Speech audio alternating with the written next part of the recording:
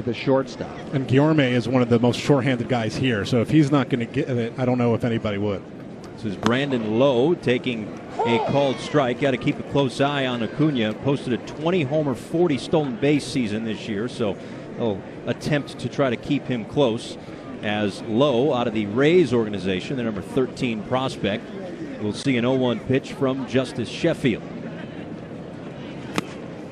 And a swing and a miss, 0-2. And it took Sheffield a couple pitches to get settled, and he fills up the strike zone. So he's typically working ahead 0-2. I know he's not the biggest guy in the world, Joe, but he's got 4 pitches he can throw. He has got a curve and a slider both, and he is as competitive as anybody, an extremely confident young man on the mound. Well, that really shows up when you see guys that continually pound the strike zone. It shows you that they have confidence. They love their stuff. They're not going to be try to be nibbling on the corners and try to trick hitters. It's like, this is what I've got. Here it is. Well, 1-2 from the former first-round draft pick, and that one is in the dirt. Back to first goes Acuna. For Sheffield, a first-round pick, 31st overall in 2014. In 2016, though, traded to the Yankees with Clint Frazier, Ben Heller, J.P. Fire Eyes, and all for Andrew Miller. So to further fortify, and we'll get into what the Yankees farm system looks like on the whole as this night progresses, but Sheffield a part of it. Off and running is Acuna. Throw down to second is in time. And a guy who posted 40 stolen bases had caught stealing here. Tomas Nido with the strike to his Met farmhand teammate. One away. Nido came out of the box very confidently, throwing a strike down to second base. Tremendous arm strength, and to get a very fast runner, it looked like he had a pretty decent jump and a huge lead with just that quick look back. Very impressive throw. A quick release to go along with the arm strength, too. And now a payoff pitch coming to Lowe. A high chop too short. Guillorme, quick release, 2 away.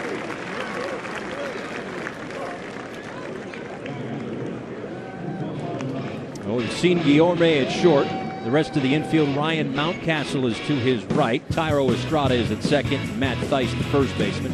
In the outfield, Billy McKinney, Victor Robles, and Kyle Tucker. And we've also seen the defense from Tomas Nido behind home plate. So 2 away for Michael Chavis here in the top of the first inning. Number 2 prospect in the Red Sox system. Oh, just foul over at third. Mountcastle was right on the line, knocked it down. But the third base umpire, Alex Tosi, says strike one. Chavis has about as much bat speed and raw power as anybody in the game, and in a smaller package, so it may surprise people. But you talk about guys who have that different sound off the bat. He is one of them. 30-plus homers this year in the minor leagues. Just needs to tighten up the plate discipline, pitch recognition a little bit. He's been playing a lot of first base here because obviously Rafael Devers might stay a while at third, even though he's playing third in tonight's game. And we'll see that across the board with a handful or more of players that they use this Arizona Fall League for a number of different reasons, whether it's pitchers who have had injuries during the year trying to get some extra innings, or position players needing some more at-bats, or even trying to test out a new position or a different position. So the uses and the needs of the Arizona Fall League really go across the board. Number 5 third base prospect, according to MLBpipeline.com. Well, I would look at that scouting report and say that that is pretty good advice if you want to continue to improve. And you were talking about playing different positions, guys. Marwin Gonzalez, for example, with the Houston Astros, when you talk about the game evolving. Swing and a miss, strike 3. Working around that leadoff single thanks to a caught stealing. First strikeout of the night for Sheffield to the bottom of the first here in Scottsdale.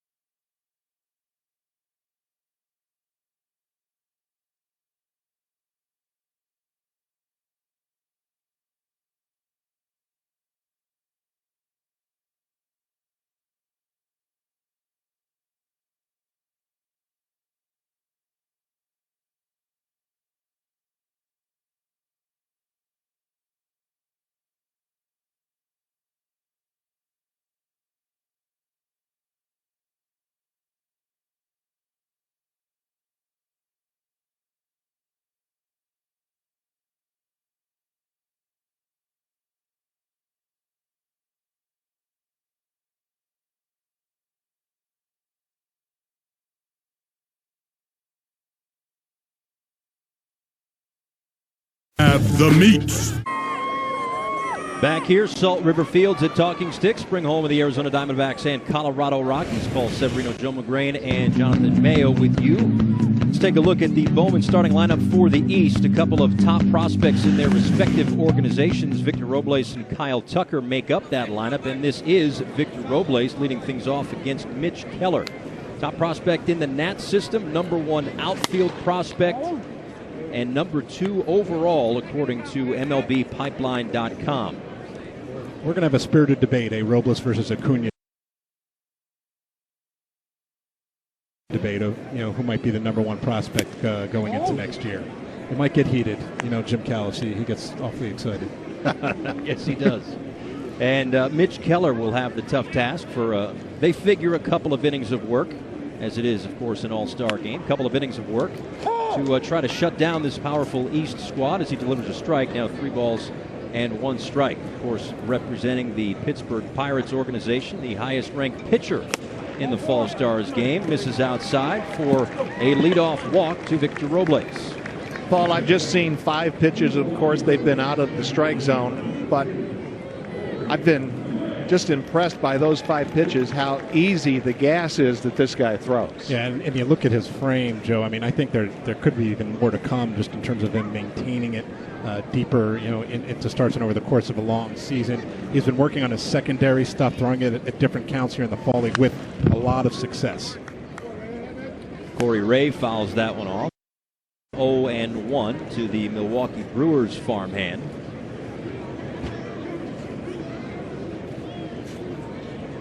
Corey Ray, the #2 prospect in that system and number 58 overall. Off of first is Robles, and 0-2. Here's a good look at that easy gas. Corey Ray very tardy on that. The ball was almost in the catcher's mitt, and it's just a loosey-goosey delivery. And then talk about effective velocity. That ball is on you. Tardy again. Now they say, Jonathan, that Keller could become a frontline starter and could debut at some point in 2018. Yeah, I'll be a little more cautious just because the Pirates tend to be with their pitching prospects. So I'll say, opening day 2019. But if you saw him second half. Robles runs, throw down to second is dropped, and a stolen base for Robles. So both leadoff men get aboard, both attempt to steal second. Robles needs an extra second over there at second. Hope he's okay.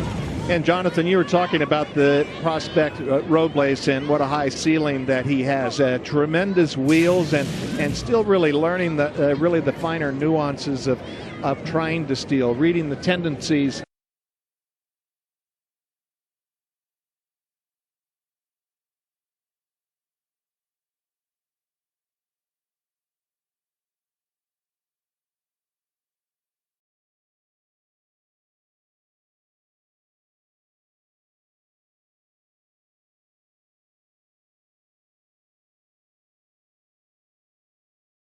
Second, hope he's okay.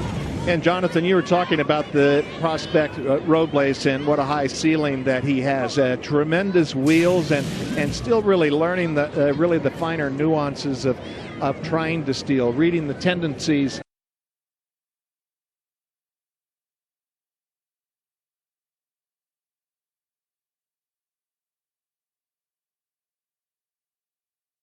Utility. Won the Bowman final vote, and how do you like that? You win the fan vote, and then you hit cleanup. So that's something for him. A former first-round pick, 24th overall, number 23 prospect in the Yankees system. And he takes upstairs.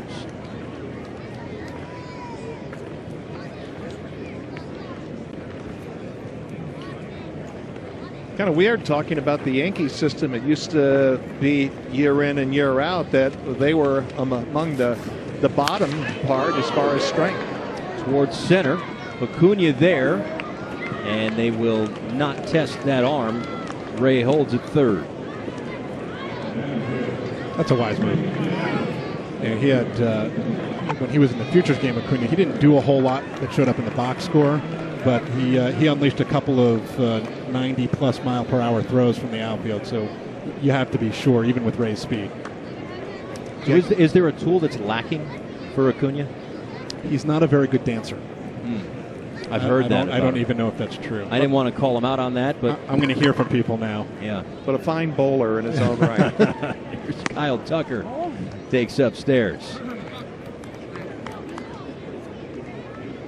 Tucker, the top prospect in an Astros system that, in an Astros organization that could be good for a while, still reeking of champagne after a World Series victory a few nights ago in Los Angeles. And in fact, their manager, well, I shouldn't say their manager, but the East Division manager, Omar Lopez, also a member of that organization at High A in the Carolina League, talked to him before the game and asked him, as he's wearing his Astros BP jacket, well, he must be proud to wear that. How long before Tucker is part of that World Series championship Astros squad? I would say that he's a guy that could, if there's room or a need, sometime second half next year maybe. Even if he starts the year in Double-A, as he draws a walk there. We didn't really get a good look at his swing in that at-bat. It's a little unorthodox. It will make some scouts cringe. But to the Astros' credit, they've never tried to, quote-unquote, fix him because it's worked, and he makes adjustments. And they had the presence of mind to not try to cookie-cutter him, which has ruined many a good prospect along the way. When you think, oh, it should look like this. It doesn't look like it should. You would not make a how-to video from Kyle Tucker's swing pad. Yeah, Omar said that they're not going to do organizationally anything to that swing until, he really has kind of a run of a failure, kind of reminding me of that old adage, whether it be scouts or minor league organizations. They see a hitter, and the old joke used to be, if he has a hitch in his swing, he's a bad hitter, and if he's a good hitter, it's just called a timing mechanism. Right.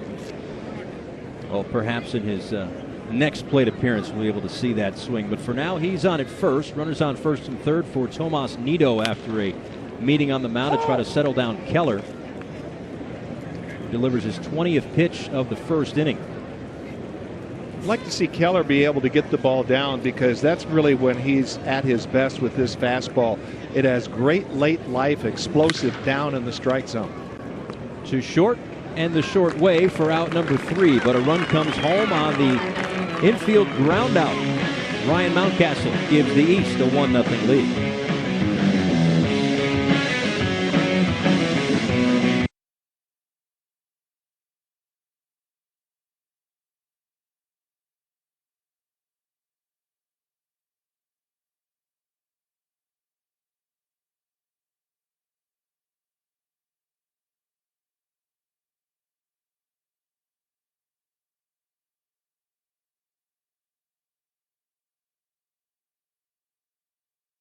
On MLB Network.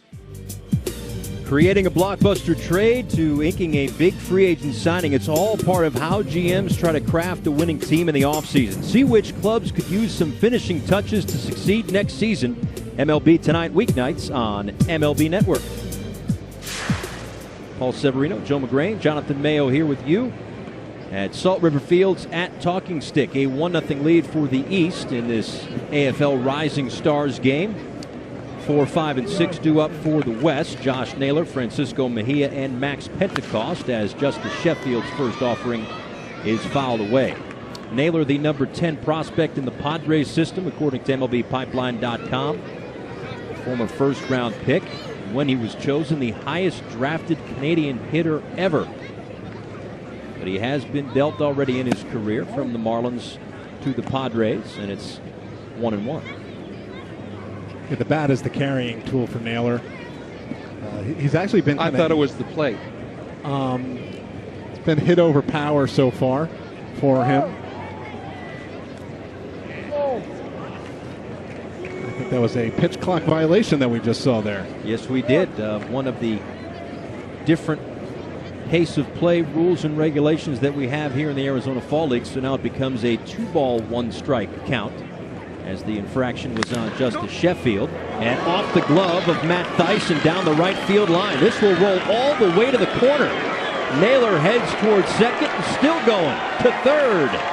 No relay throw. He is in there.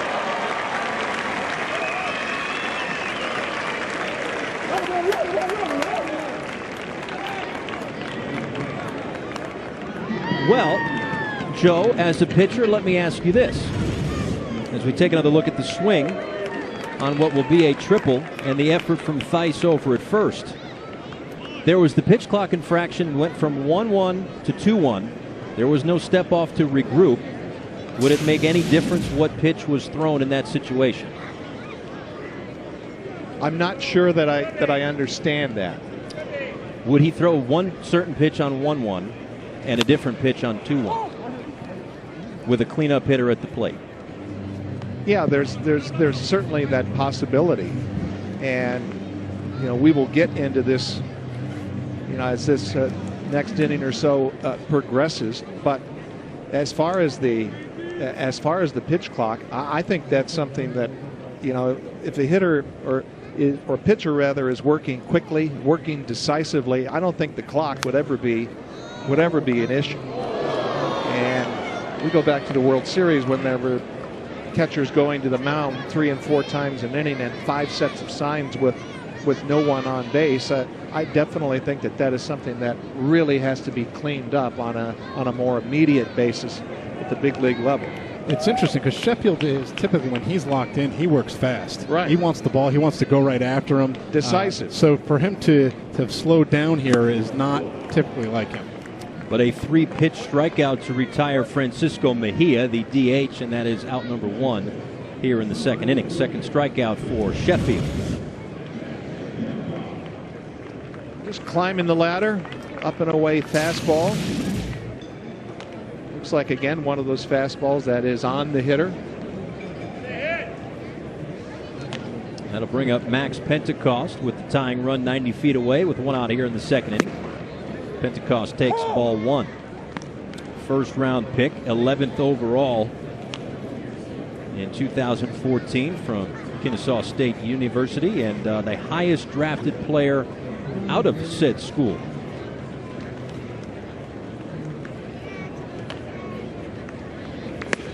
In Georgia, the state of Georgia over the years has typically has been one of the more hotbeds of amateur talent. Yeah, it has. And Kennesaw, has slowly been put on the map. He helped jump up there some, and then hasn't really been able to get his pro career started. I mean, this is the first regular time behind the plate that he's gotten in probably 2 years. Another one. And you can see Sheffield a little curious as to why J.J. January continues to call these pace of play infractions on him, but that's 2 already in this inning. And now the 2-1 pitch misses outside, 3-1. There is that pitch clock. It's different when there are runners on base and when the bases are empty. And again, we can get into those particulars in just a second. 3-1, now 3-2. Talk about faith in your secondary stuff. 3-1, and he went to something off speed there. He is not afraid to throw any pitch at any point in the count. That's how much faith he has in that stuff, and he loves throwing to Tomas Nido here in the fall league. Payoff pitch with Naylor off of third. Ball 4. All right, so just to break down some of the pace of play initiatives here in the Arizona Fall League, there's the commercial break clock, which is 2 minutes and 15 seconds. Then there are the pitch clocks. We've already seen those come into play. When nobody's on base, it's 12 seconds. With runners on, it's 15 seconds. There's 30 seconds in between batters, a 30-second mound visit, and then also pace of play not related to the pitch clock, the runner on second to start the 10th and 11th innings, which, again, we can get into that a bit later as well. But there you see the pitch clock out on the left center field scoreboard. Justice Sheffield has already become familiar with that a couple of times tonight, as Yusniel Diaz fouls that one away. Well, you just earmarked that entire graphic about the pace of play and the pitch clock and where the hitter needs to be. And can you imagine, as exciting as this World Series was, plugging something exactly as is into those dramatic games? It would make fast heartbeats a little quicker, I would think. You would think. Catchers would have to sprint back and forth in a hurry. Yeah, I think Brian McCann might have to drop anchor right behind home plate and just stay there. A 2-1 to the number 5 prospect in the Dodgers system. Misses, and it's 3 balls and a strike. This figures to be Sheffield's last inning, so I will ask you this question, Jonathan, before his night is over. How long before Sheffield is part of that Yankees starting rotation? I could see him as early as the second half of 2017. That is a base hit into center field, and Naylor will score on the base hit by Diaz, and we are tied at 1. Yeah, he missed some time this year because of injury. He was in Double-A and competing really well. Otherwise, I would push the timetable up. But I think he just needs some more innings, to work on a few things in the minors. He thinks he could get big leaguers out right now, I'm sure, and that will work to his advantage once he gets there. Yeah, but you have to like the way he does go about it, where he pounds the strike zone with all 3 of his pitches, and as you had mentioned, Jonathan, he's not afraid to throw any pitch behind in the count. Oftentimes, those are change-up counts in the major leagues, and he's confident enough to throw heaters just as well. Urias with the ground ball towards second. 1 and 2.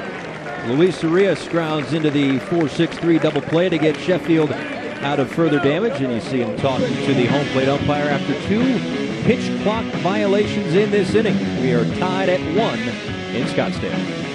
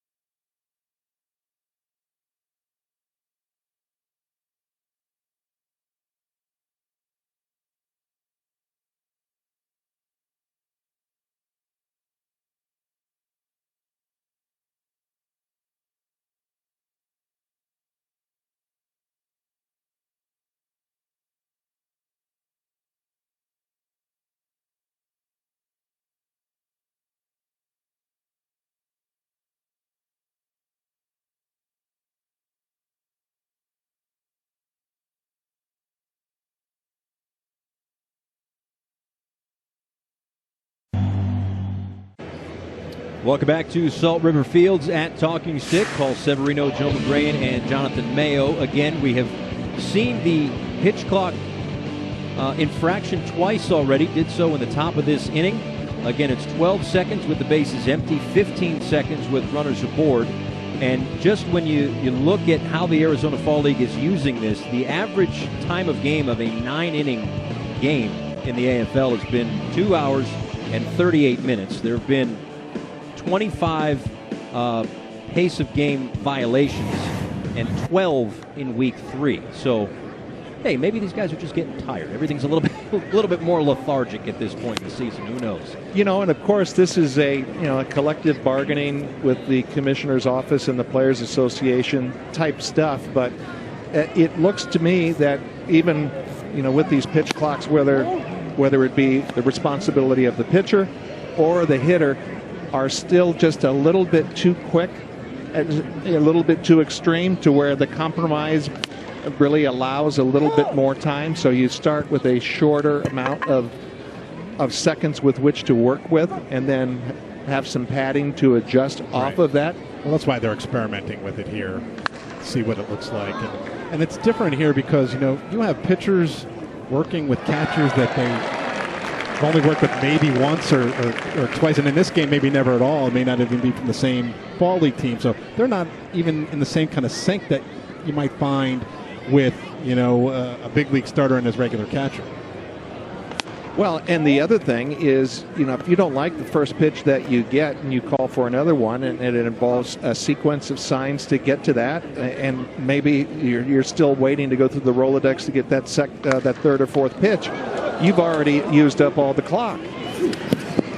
Knocked down by Keller, and Matt Thaiss is retired. So it reaches a point to where it starts affecting the real aspect of the game, as opposed to just, let's not speed things up to where it affects the quality of the game and the mindset of both the hitter and the pitcher. But there's no disputing the fact that the game needs to be sped up. One away here in the bottom of the second inning as Mitch Keller delivers to Thairo Estrada. Upstairs, a ball and no strikes. Estrada playing second base out of the Yankee system. The number 17 prospect in that organization, according to MLBpipeline.com. Follows that one straight back. And again, this Yankee system is loaded, has been now for a couple of years. And sometimes, Jonathan, you could perhaps make a case that Estrada gets overlooked with some of the other middle infield prospects that the Yankees have. Right. I mean, when you have Gleyber Torres in your system, even though he was out with the injury, he's going to get most of the attention. But Estrada, he's a nice little player. He's impressed me here in the fall league. He's playing second today, but he plays an outstanding shortstop. So I don't know if he's the kind of guy who eventually moves back and forth. But he's swung the bat pretty well here as well. Not a ton of power, but the glove is really exciting. Shot out toward right field, and it sends Diaz back, who makes a nice play. Over his shoulder, running back toward the wall. And 2 outs here in inning number 2. That ball really had a lot of carry on it, and it really looked like Diaz suddenly his arm got about 2 feet longer when he was running at full speed with that extension. I didn't think he was going to be able to get there, and it looks like when he just left his feet, his arm suddenly grew another foot. Now that's a tool. That is really one of the more highly distinguishing tools that a scout would see. Yeah, the go-go gadget arm. You guys need to put that in the scouting report. We should. We'll add that in. Elasticity. Exactly. Mm-hmm. Luis Guillorme fouls another one back, quickly 0-2. Guillorme, the number 11 prospect in the Mets system. Mentioned his defense and how good it has been throughout his career. 0-2. Tapped softly to Keller, who has 2 assists in the inning. A 1-2-3 second. We are through 2 here at Salt River Fields in the Arizona Fall League Fall Stars game.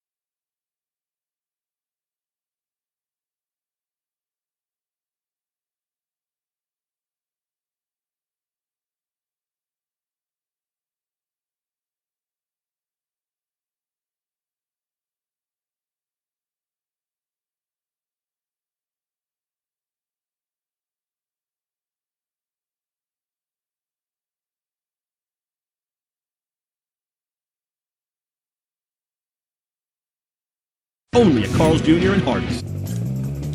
Shakeups, big trades, free agent buzz when it comes to offseason baseball coverage. Matt Vasgersian and Harold Reynolds are on the case. Hot Stove, weekdays at 9 a.m. Eastern on MLB Network, presented by Dove Men Plus Care.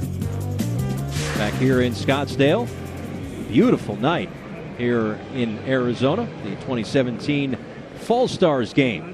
9-1-2 due up for the West. Matt Beatty, Ronald Acuna, and Brandon Lau against the new pitcher. It's Tanner Scott taking over for Justice Sheffield, and the first offering from him is fouled away. Scott's the number 6 prospect in the Orioles system, according to MLBpipeline.com, and played in the Futures game.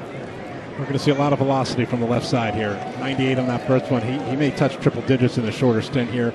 He's been working as a starter. I think they still hope that he can develop as one. I'd be really tempted to shorten him up, and he could be in the back of an end of a big league bullpen in a hurry. Well, he's got a great big league left-handed number, 32. Steve Carlton, Sandy Koufax, Joe McGrain. Which one of these is not like the other? Well, you pitched longer than Koufax, right? I have to look that up. Yeah, you see? I know he has more no-hitters since I didn't have any. That's right. Yeah, exactly. So you and I had the same amount of big league no-hitters? That's exactly right. We tied. I had more homers, though. Swing and a miss, and Beatty, the number 30 prospect in the Dodgers system, is retired for out number 1. Making it look easy. It looked like he just swept a breaking ball. 90-mile-an-hour slider right there. He doesn't even need to have a plus one because the fastball's so good. And that really wasn't his good one at all. Right. It's a little hit or miss for him with the breaking ball. Back to the top of the order for Acuna, who singled and was caught stealing in the first. You see that last pitch? Excuse me, Paul. It was 98, but there's other ways to look at velocity and not just the radar gun. Look how fast this guy's arm is. I mean, it's got turbo boosters. It's got a really fast arm, and the ball just jumps out of his hand.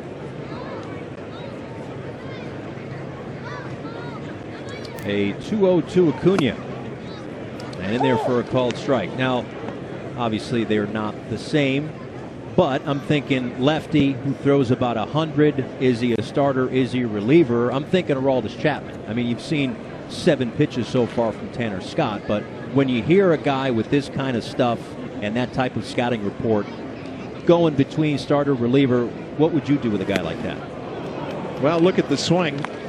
You look at these type of pitchers and how real good hitters react, and I'd say probably, Jonathan, that Acuna is the best hitter out here. Yeah, I would say so. I mean, you can just put those things down and watch what the good hitter's swing looks like. And those were 2 very poor swings. So that's why I think the radar gun is not the be-all, end-all. Watch what happens to the real good hitters when they see good life on the fastball or the breaking ball. Well, he can reach 100. That one came in at 86. Right, he actually even took a little something off of the slider, a slightly bigger breaking ball. His breaking ball is kind of fringy. I think it needs to be tightened up and be more consistent, even for a back-end bullpen. That and his command. Those are the 2 things he needs to keep. Well, and you're right. In the last couple of sliders that he threw to Beatty and Acuna, they kind of backed up. They didn't really have a sweep to it. They backed up and they were in the right spots. Acuna thought that ball was going to break, and Beatty was a down and in, lefty. Well, one of the things that I think organizations like to do is let him start as long as he can, so he can work on throwing the pitches more, get the innings, getting stretched out, maybe work, especially on refining the command. It's easier to shorten him up than lengthen him back out. Maybe if it clicks, suddenly you've got a power lefty in a rotation, but you can shorten him up. He was up in the big leagues briefly and pitched out of their bullpen, made 2 appearances, but I think eventually they'll make that move permanent. A 1-1 to Lau. Fouls that one off, 1-2. Just to tie a bow on the age-old debate, by the way, of who was better, Koufax or McGrain. McGrain led the league in ERA in his 2nd season. Took Koufax 8 years to do that. Helping to make your case, pal. Well, got a statistician that apparently got here very early. Hey, he's on your payroll, so you tell me. I don't know. Yeah. 2 balls and 2 strikes to Lau, the number 13 prospect in the Rays organization, according to MLBpipeline.com. Number 10 among second basemen.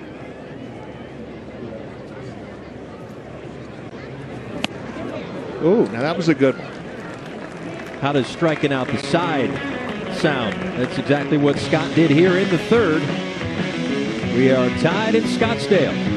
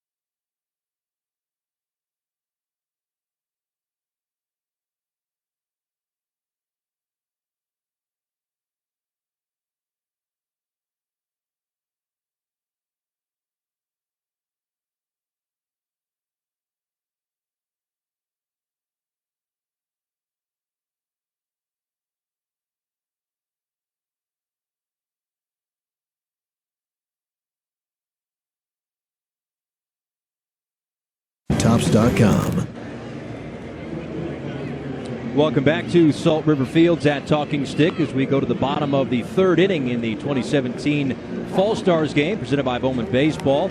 Saw a couple of stolen bases early in this game. A closer look via StatCast powered by AWS. The sprint speed there of Corey Ray, 28 feet per second to get from second to third, and they sure as heck tested Max Pentecost as not only Ray but Victor Robles stole bases in that first inning. New pitcher for the West squad as Sandy Alcantara comes in. Made his major league debut on September 3rd, and he'll face 1, 2, 3 of the East order. The aforementioned Victor Robles takes inside, and then Corey Ray and Ryan Mountcastle. 6'4", 170. And another guy who throws 99. Yes, a broken record we are. That might have been 99 from third from Michael Chavis, one away here in the third inning. Well, he knew with Robles running, he had to get rid of it in a hurry. And it's one of the things about Chavis playing first, it's almost a waste because of what you just saw there, that arm. Signed at 17 years old. Went from rookie ball in 2015 to Double-A in 2017. And as I mentioned, made his major league debut on September 3rd. Swing and a miss past Corey Ray, who singled in the first inning, stole second, and as we saw before, also stole third. Yeah, you see the velocity from Alcantara there. I mean, he's got good power stuff. They've just moved to the bullpen, but not so far here tonight. But in general, he's been hit a lot more regularly than you would think when you see the stuff and how good it is. Yeah, I've seen that dynamic happen a lot, and sometimes when you get really married to the radar gun, and of course that's a God-given gift, the ability to throw in the high 90s. But some guys we talk about effective velocity, some guys throw a soft 98, and you look at his delivery and watch, he doesn't get a lot of hip turn, doesn't turn his back or show part of his numbers to the hitter. to where he does not really create the deception. So the hitter gets a longer look at the ball, if there's such a thing, by someone who's throwing 98, 99, and that may have something to do with it. Pretty good breaking ball there, though. Yep.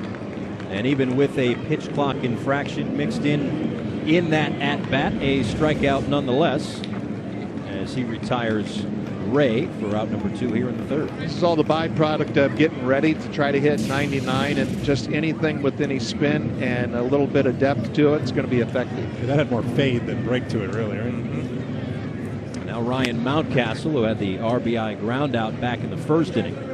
Mountcastle, a guy who is using the Arizona Fall League to test out a new position, that being third base. This is a much bigger topic that you don't want to get into with 2 strikes and 2 outs. But does that, Jonathan, have anything to do with perhaps a thought that maybe Manny Machado is not in Baltimore more long term? I think it has more to do with the fact that he is not a shortstop. And most people didn't think he was going to be coming out of the draft. He played it for a while. He's just too big. And the arms didn't quite work from there. I'm not sure it works from third either. But that works. That will most certainly work as it's into left field, takes a big turn around first and into second and in there safely with a 2-out double. And that should come as no surprise. He led all the minor leagues with 48 doubles in the regular season. He's on at second with 2 outs here in the third. You know, you brought up a good point, Jonathan, about a guy not being a shortstop. I remember, George Kissel in the Cardinals organization, talking about body types, and rarely it becomes stereotypical. Do you see thick-legged guys that play shortstop? They normally go to third base or one of the corners if they have power. But that bat looks like it really plays. Yeah, he pulled his hands in nicely, really turned on that pitch in the inner part, and that's what the Orioles love about him. He can really hit. And as big as he is, the problem is mostly with his arm action, where a lot of people think eventually maybe he ends up in left field because he's not a terrible athlete. So he might be able to handle moving around out there okay. It's just that the arm itself is still a question from the left side of the infield. Man on second, 2 outs for Billy McKinney, who flew out to center field in inning number 1. Foul back, 0-2. And I want to talk about quick hands on Mountcastle. That was a 99.6 mile an hour pitch according to StatCast. And he just pulled his hand in. You don't see people turn on a pitch like that too often. You're right, and that's kind of getting back to the theme that we were talking about. One, giving McKinney some credit, and also to where 99 is not always 99, but it's a dandy pitch there. A couple of strikeouts in the inning for Alcantara, stranding a runner at second through 3 here in Scottsdale.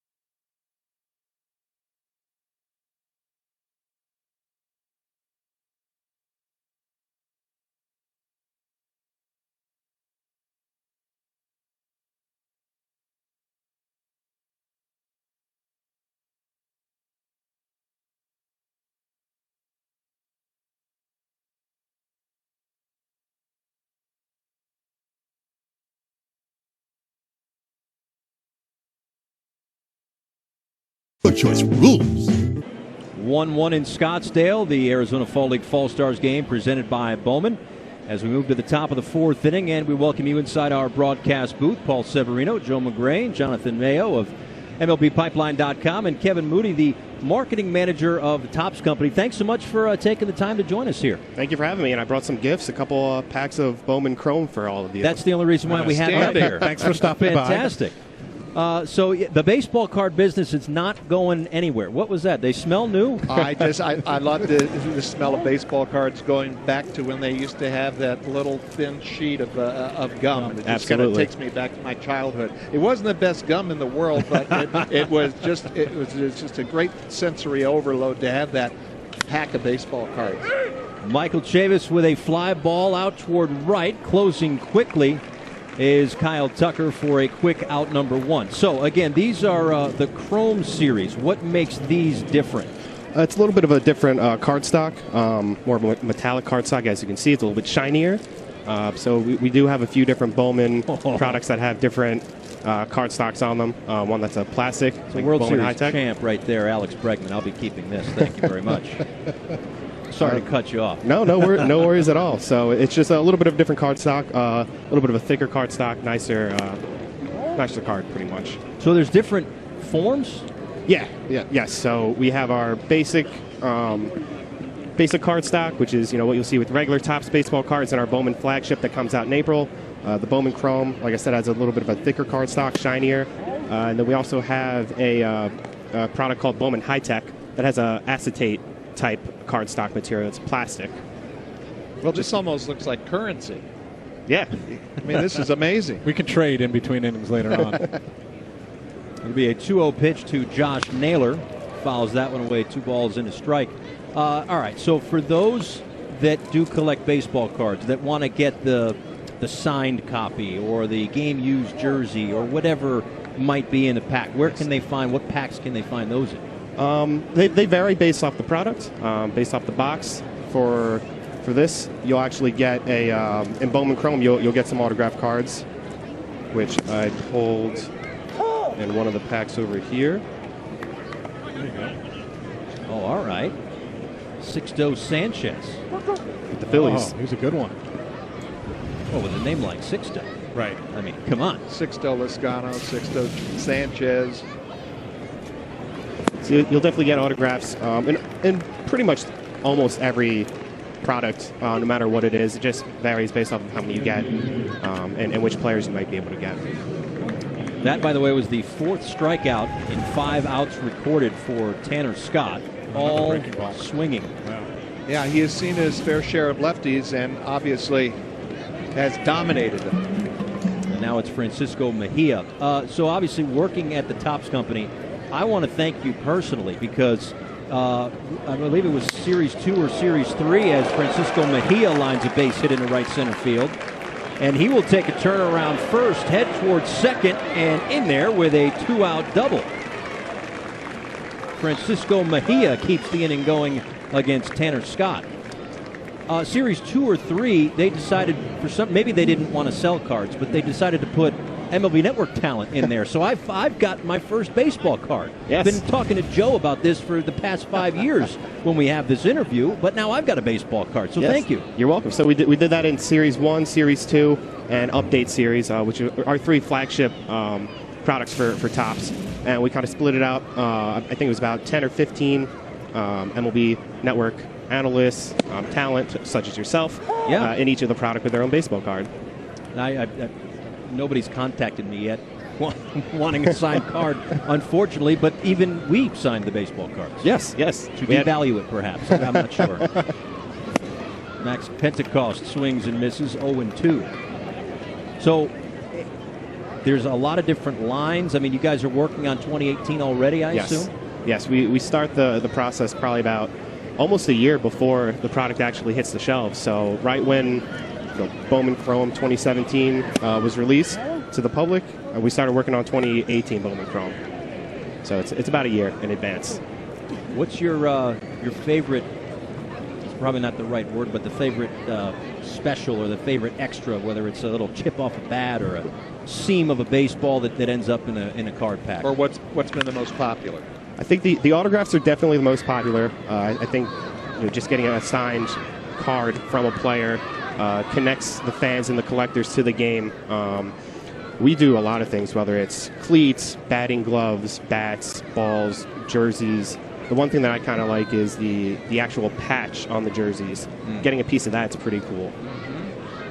I love the minor league guys in the major league uniforms. I think that's a really cool thing that you guys do. And, well, in Bowman Chrome, actually, the next card you have is a Arizona Fall League insert card.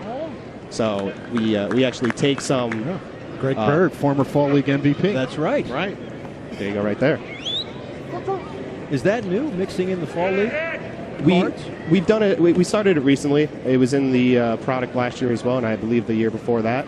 It's just something that we wanted to add to the Chrome product. We have a great relationship with Arizona Fall League, and we thought it was a no-brainer to include the cards in the product.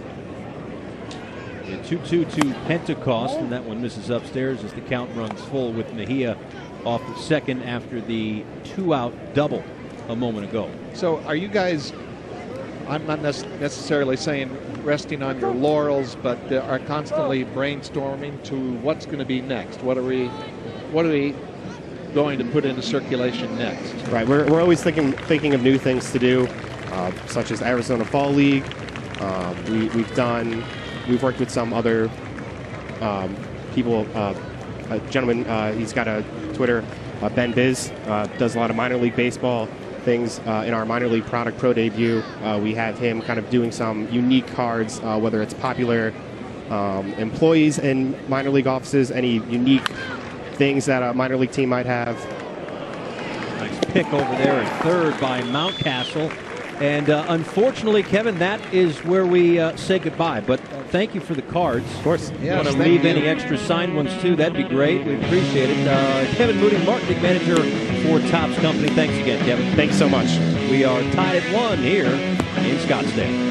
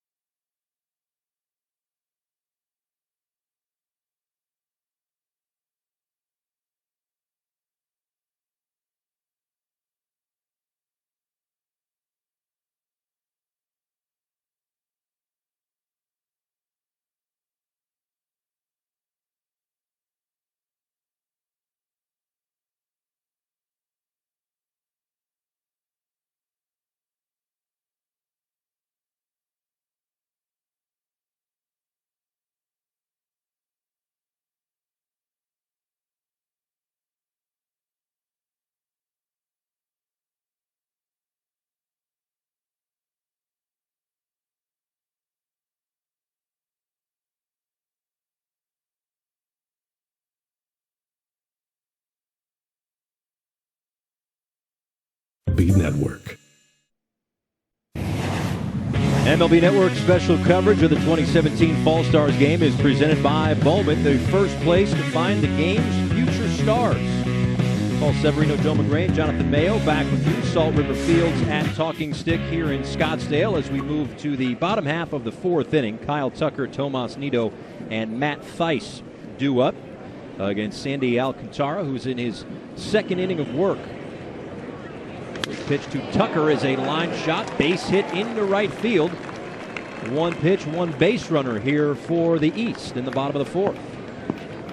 Boy, that looks like a beautiful big league swing when you see a left-handed hitter going the other way like that, and just really good hands covering the outside part of the plate off some pretty good velocity. That's just a beautiful everyday swing right there. So working out of the stretch now is Alcantara with Tucker off of first. Again, he is the top prospect in the Astros system. First round pick in 2015. That was a year in which the Astros had 2 top 5 picks. They also had number 2 overall, and they took Alex Bregman. Astros had 2 top 5 picks after they didn't sign the number 1 overall pick, Brady Aiken, because of the medical issues not lining up. How's that worked out for Houston? I guess okay. So far, so good, right? That's right. Ended up the value of my card I just got, too. There you go. A 1-0 to Tomas Nido outside.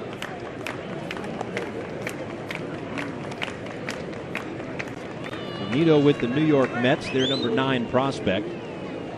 And Jonathan, I wonder if he could possibly break through with Travis d'Arnaud, Kevin Plawecki, a couple of the guys in front of him behind the plate in Queens. Yeah, I think he needs to kind of reset a little bit offensively.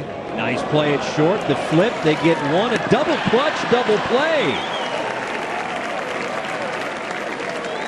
Started by Urias to take away a hit. Lau had to double clutch, but still able to get Nido for the 6-4 3-DP. Well, the thing that makes this, if you want to call this an easy double play to turn, is that the ball is absolutely crushed with a great play. There's plenty of time to shuffle off the bag and make a good strong throw to turn this. Yeah, Nido as a catcher does not run particularly well, so they did have a little extra time. And the amazing thing with Urias is that he's played a lot more second base than shortstop. And when we were talking to Luis Salazar before the game, except it wasn't Luis Salazar, but that's all right. But we were talking before the game. Thank you, Omar Lopez. He was saying how good he's been. Actually, I think it was Luis Salazar. You're right. Think about it. I was right the first time. I should not doubt myself. At least not in this case. There's a billion names in this game. You're forgiven. But Urias has looked really good at short. I don't know if he can play there every day, but he certainly has opened some eyes with how he's looked on the left side of the infield. Thaiss stays alive. Thaiss tapped back to the pitcher in the second inning. Out of the Los Angeles Angels of Anaheim system, a first-round pick, 16th overall from the University of Virginia. A guy who was something of an on-base machine. 77 walks in 133 games across 2 levels of the minor leagues. That one 100 miles an hour all the way to the backstop, 2-2. I think that one back in the old days of Bull Durham would have hit the bull, the mascot, right there. That one had his name all over.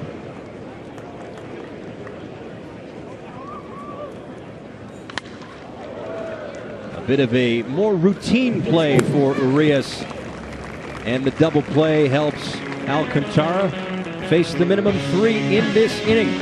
We are through 4 in Scottsdale, tied at 1.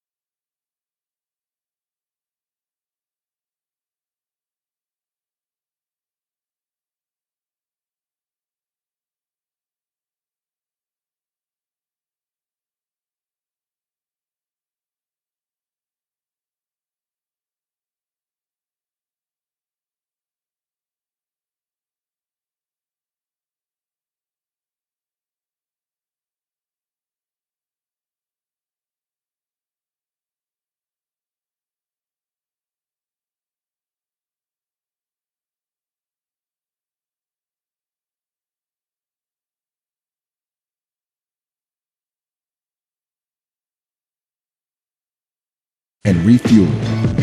A young man after my own heart, just chowing down on a peanut butter cup. My man.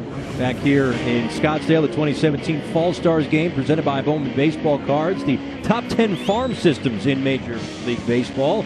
And according to our good pal Jonathan Mayo, the Braves at the top, the White Sox at number 2, and then the Padres ahead of the Yankees and Rays to make up that top 5. But not good news for Major League Baseball, perhaps, is that the two teams that won pennants are at 9 and 10, the Astros and the Dodgers. Still more talent to come in both of those systems. Adbert Alzolay will take over, the third pitcher of the night for the East, and face a couple of Dodger farmhands in this inning. In fact, as Yusniel Diaz will lead things off, then Luis Arias and Matt Beattie, another Dodger farmhand. The 1-0 is inside, 2 balls and no strikes. So you had the White Sox up there, and is that a top-heavy farm system, say AA, AAA guys that are ready to make an impact, or are a lot of talent around A-ball? It's pretty well spread out now, but there's a lot more guys at the top of those trades. All those trades they made, right. They were looking for upper-level system kind of guys. Some of them graduated. That's why when we redo that ranking in January and we take a closer look, they may move down a notch or two just because Moncada and Giolito have both officially graduated off the prospect list, but good young talent still right there. Mountcastle at third, 1 away. And just because a guy is highly ranked in A-ball, if he has an off season, he can play a part in weakening the strength of that system. Sure. I mean, we try not to be too overreactionary, but guys do have to perform, and so they will get knocked down a little bit. Now, it probably wouldn't change a ranking over 1 year too much, but graduations, trades, and then if a couple of guys get hurt, or a series of guys really don't perform, then you start looking at that system as a whole. It's like, all right, well, maybe we just kind of overrepresented how good they were. And now Luis Urias, we've seen his defense already at short, but Jim Callis, who kind of broke down all the different tools in this game here, said that Urias is the best hitter in the Fall Stars game. More walks than strikeouts in 2016 and 2017 combined. He's the number 3 prospect in a Padres system that is certainly getting better, because, Jonathan, I feel like we've had this discussion the last, let's say 4 or 5 years about where are the Padres, because their major league team's not necessarily competing. They tried the rebuild, that didn't work. So where are the Padres going forward? So the rebuild is now starting to work a little bit more. I think what happened is, when A.J. Preller first came in, he went all in, and he traded what prospects he had away to make a run, and it didn't work. So then he had to flip the switch again, and he started basically from nothing, because the cupboard was bare. Old Mother Hubbard was offering him some food. You might want to ask yourself, why is he the best hitter? Because he just went up on the berm in left field. A home run for Luis Urias, and that gives the West a 2-1 lead here in the 5th. The funny thing is, if you looked at that scouting report, the one thing it said is that he lacked home run power. First thing I was thinking about. Not so much there. He is more the sort of prototypical number 2 type hitter. Because of the plate discipline, he can hit the other way. But he knows what to do when he gets a pitch that he likes. But this is something we've not seen a lot of in his career.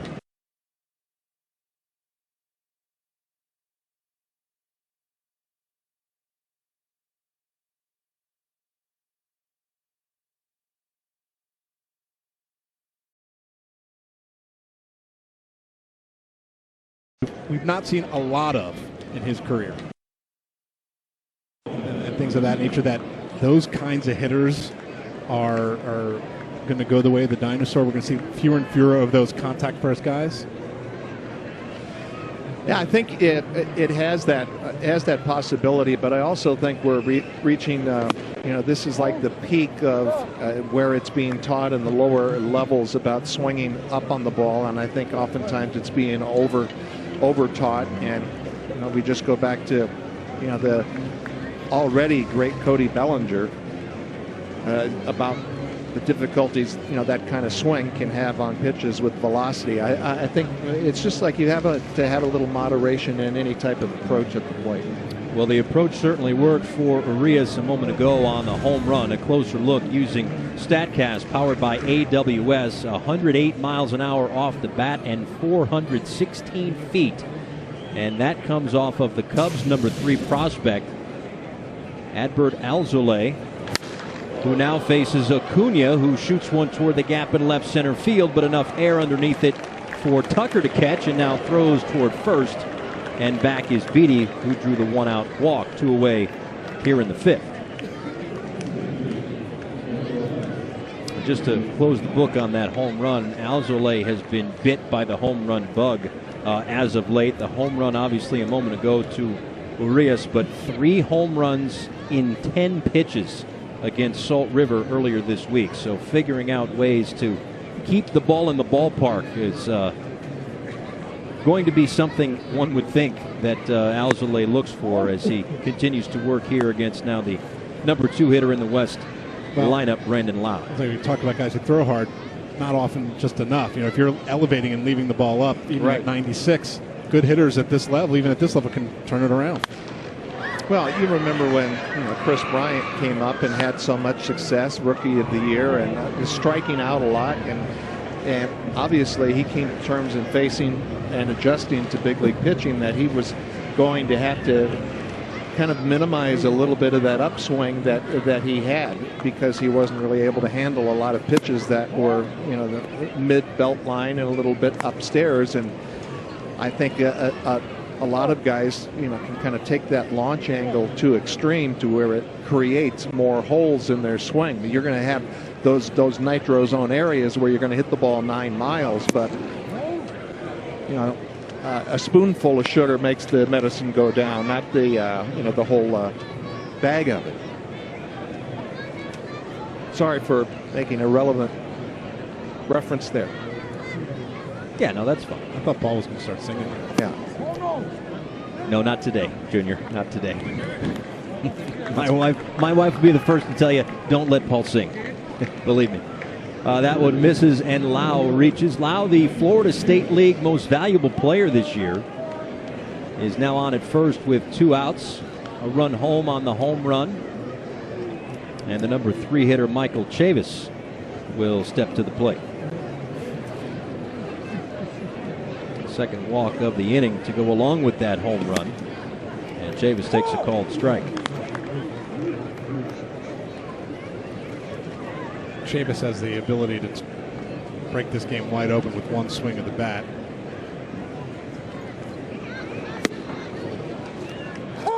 Unable to check that swing. He ranked 3rd in the minors in extra base hits with 68. Tied for 5th in home runs with 31, which was 6 more than his previous career total. But he's down in the count 0-2 here from Alzolay, who blows 97 by him upstairs. Alzolay strands 2, but surrenders the home run. A 2-1 lead for the West after a Luis Urias homer to left center. We're back in a moment.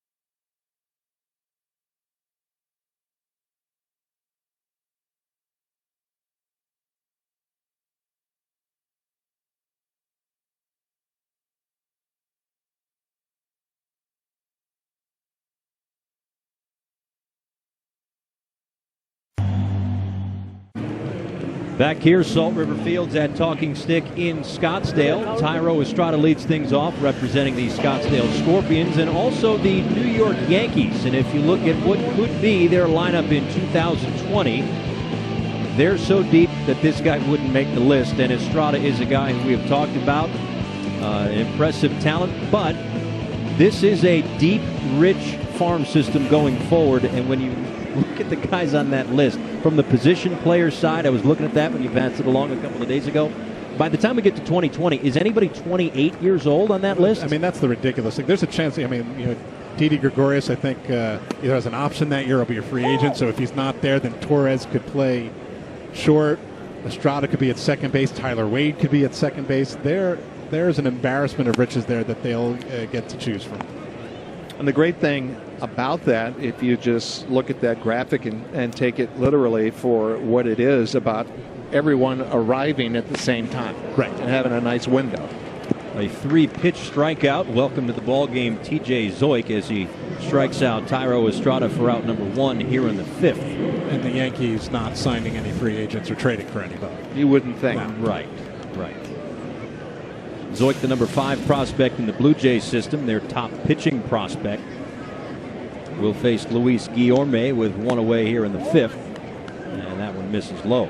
Yeah, that was hyperbole. There could be a Manny Machado, a Bryce Harper in pinstripes. I think I just heard about however many Yankee fans are watching this broadcast, their jaws hit the floor once they see what the potential is. And we just learned, what was it, yesterday now, that Masahiro Tanaka is definitely coming back. So there's no opt-out there, as Guillorme rolls 1 to Urias, and there are 2 away here in the 5th. So that solidifies their rotation a little bit going forward as well. Right, which pushes certain guys maybe to the bullpen who are back end rotation possibilities in the future. So it's good to have those kinds of problems with the New York Yankees. I think the non-Yankee fans' jaws are on the floor too, by the way. Yeah, they're just sick of hearing it. Yeah, so maybe that's what it was, the echo. But Nationals fans are certainly happy to see this guy, Victor Robles, who takes a called strike. Robles walked, stole a base, and scored a run in the 1st, and grounded out to 3rd in the 3rd. Ball and a strike. When Robles came up in September, some of my first impressions about him were there were so many things that he does that you like, but like a lot of young players, it just needs more reps, more at-bats, more situational experiences on the bases, learning how to read pitchers. Just because you're fast, it doesn't mean you can steal bases. Right. I mean, the one thing, the speed was definite. The StatCast numbers on him there, he was 30.2 feet per second. Now, it's just that one time, and that was his height. Buxton was, 30 plus the average. Now, Buxton's probably at the very top. Robles, I bet you, over time, will probably have average times close. So that is tremendous pure speed to work with. And once he hones his craft, then he'll be really dangerous on those pass. Will be a 2-2 and a called strike 3. A couple of strikeouts in the inning for Zoik, and he gets through this bottom of the 5th, protecting a 2-1 lead for the West. Off to the 6th at Salt River Field.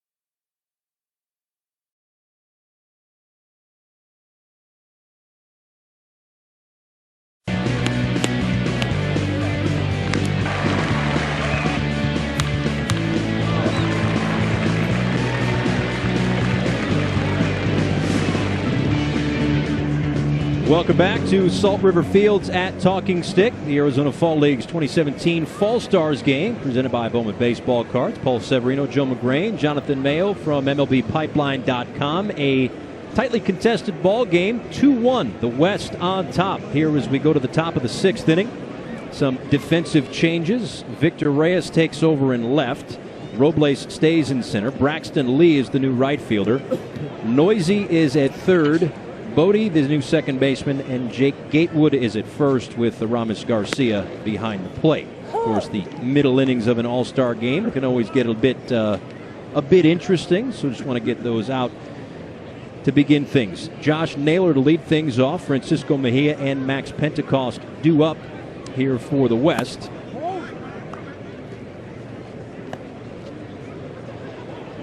See some of the changes, and we'll also have a new hitter. Austin Riley will be on deck. So again, plenty of changes here in the middle innings in a 2-1 ball game as Yency Almonte delivers that one, and it's fouled away. The number 10 prospect in the Rockies system, according to MLBpipeline.com. It's already been traded twice. Posted a 6.44 ERA in his first 3 pro seasons. Was dealt to the White Sox in August of 2014, and then got things back on track, but was in a deal for Tommy Kahnle in November of 2015. So we got to the Rockies. Naylor does some damage in the concourse. 1-2. You know, I thought the Rockies did a good job, kind of dealing with the Coors effect this year. They had a nice season, made some huge strides forward, and we're in it until the very end. And doing it by collecting, as you look at a fly ball towards third base, 1 out, and they really did it by collecting a lot of good young arms that can, go one time through the lineup, guys with stuff. And Jeff Breidish, and right here is their spring training site here in Salt River, but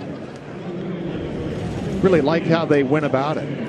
And Almonte is one of the kinds of pitchers they're trying to get. You saw the slider down in the zone there. He keeps the ball down. His fastball's got some sink to it. I think those guys who have power stuff that can keep the ball down are the guys that find that they can succeed in Coors Field. That at 97 to the pinch hitter Austin Riley, who takes over for Francisco Mejia, who doubled back in the 4th. Riley, the number 10 prospect in the Braves system, and number 10 third base prospect across all of minor league baseball. He did check his swing. Ball and strike. Serious raw power. He is country strong. Georgia. Oh, brave farmhand from Georgia. You almost never say that. I know. You hear a lot about the young pitchers coming up through the Braves system, but here we're seeing Acuna and Riley, and they played together in the minors. He's a little better of an overall hitter than you might give him credit for, just because he's so big and there is some swing in this, but he's shown an ability to make adjustments as he's moved up the ladder. He's worked really hard on his conditioning, and there are a lot of people thought he had no chance to stay at third base. I don't know that we're going to see him out there in this game if he's sliding into DH, but he's improved. His footwork is better. He's got a strong arm. He looks like a sort of old school power hitting third baseman that you don't see that much of anymore, or as much of. Yeah, we were talking about the Rockies just a couple of pitches ago, and actually I was talking with Paul about this earlier in the day. Nolan Arenado was kind of a pudgy kid in the minor leagues, and he was not even close to what he is today, and really rededicated himself, and he's certainly not the fastest guy, not a particularly good runner, but very quick feet, very lateral, and I think the best third baseman going. Yeah, and it's funny, if you look back at one of our early scouting reports on Nolan Arenado, and I get chided for this all the time, there was questioning whether he'd stay at third long term. Right. And now we're talking about a guy who they should just hand him a gold glove every year. And we'll see those awards, all of the different awards, be announced in the coming weeks. Have that covered for you on MLB Network, of course. As Max Pentecost will see a one-strike pitch. He held up, a ball and a strike. Almonte, the 4th pitcher of the night for the East team. Justice Sheffield went the first 2, then Tanner Scott with 4 strikeouts in his 2 innings of work. After that, Alzolay gave up the home run. Also walked a couple in that 5th inning.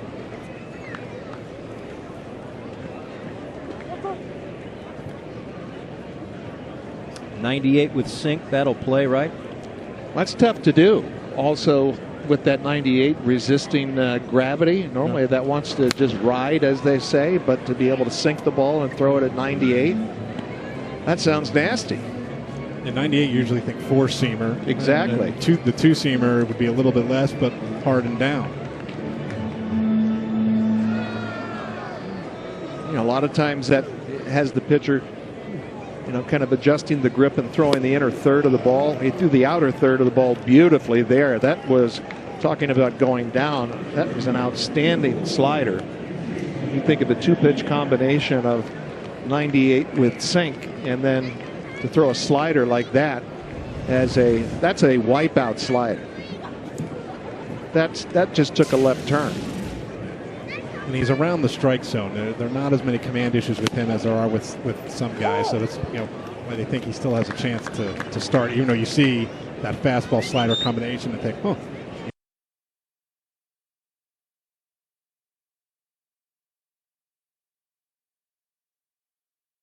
You know, that could look good in a bullpen. Yep. 93 strikeouts, 52 walks in 111 and a third innings pitched at a couple of levels of the minor leagues this year. They'll take Guillorme at short, goes the easy way to second. We are through 5.5 with the West leading it 2-1. We'll be back.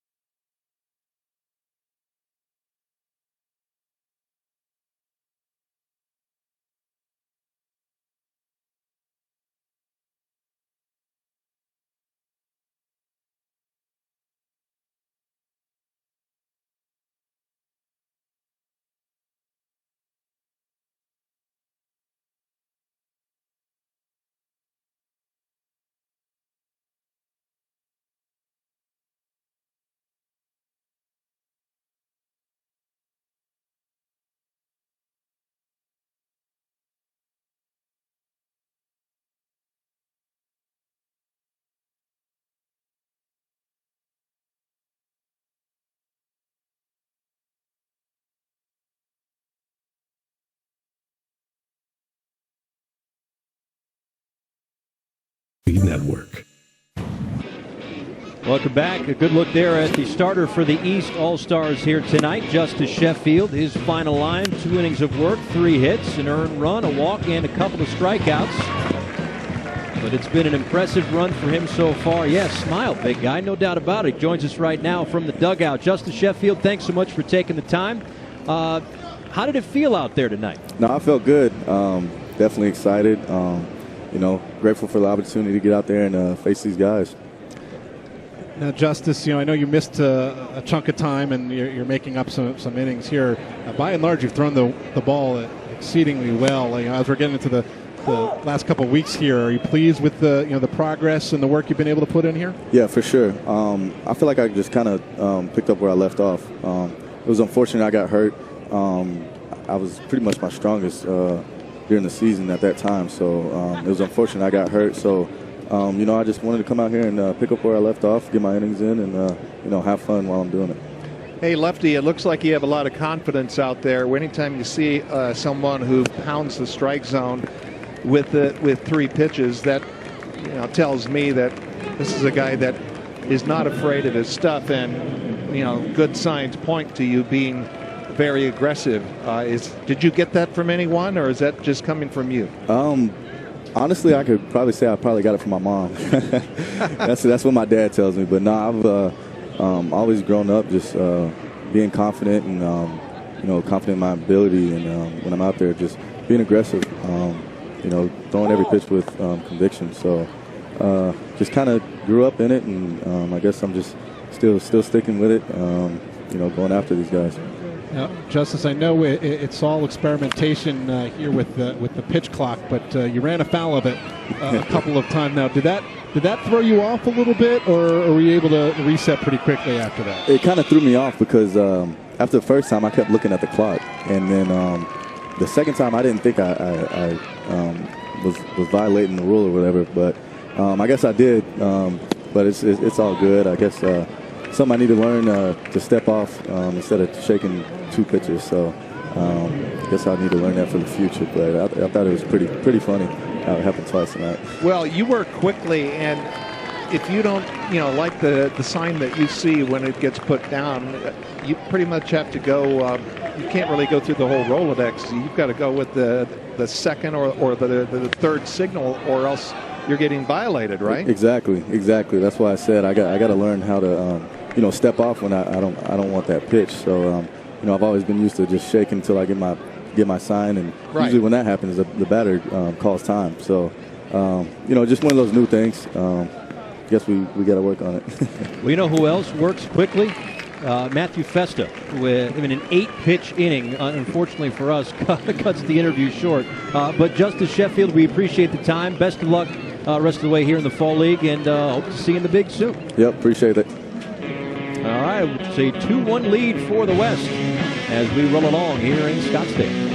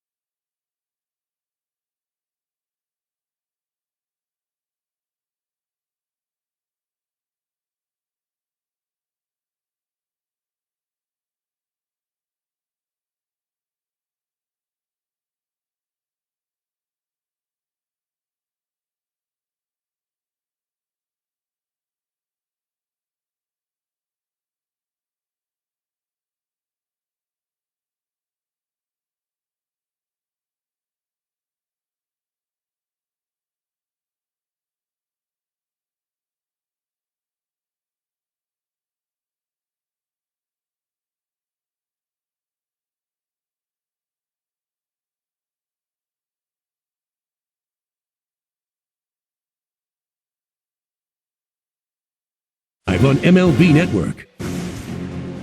Baseball action continues next Saturday in the Arizona Fall League as the next wave of Major League phenoms take the field. Watch the Peoria Javelinas battle the surprise Saguaros in the Military Appreciation Game next Saturday, 8 Eastern, live on MLB Network. Paul Severino, Joe McGrain, Jonathan Mayo of MLBpipeline.com with you back here, Salt River Fields at Talking Stick. The AFL Fall Stars game presented by Bowman Baseball Cards. Tight one here, 2-1 as we head to the top of the 7th inning as Jake Stinnett takes over on the mound. Nicky Lopez, who took over at short last half inning, fouls that one away. And away we go here in the top of the 7th. Fun to talk with Justus Sheffield, and unfortunately for us, the next question I would have asked him is, you see what the Yankees did and how promising it is. How exciting is that to be part of that next wave? Because he'll be up there sooner rather than later. And when do you think you're going to be up there? But that inning went faster than the pitch clock. Yeah, yes, it did, just about. You're absolutely right.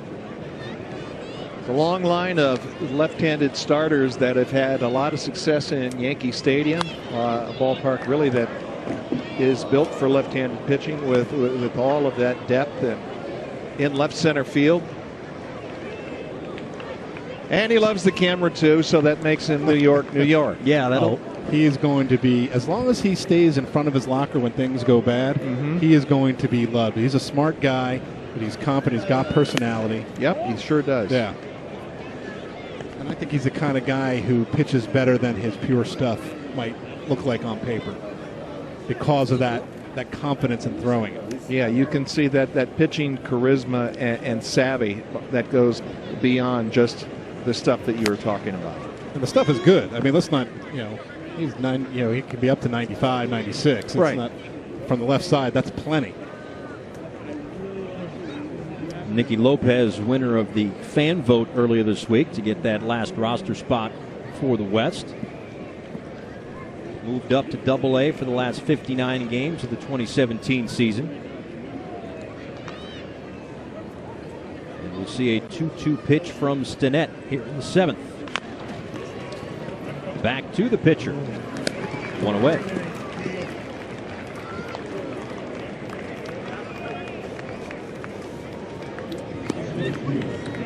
14 appearances for Stinnett as a reliever in 2017. Pitched to a 1.19 ERA.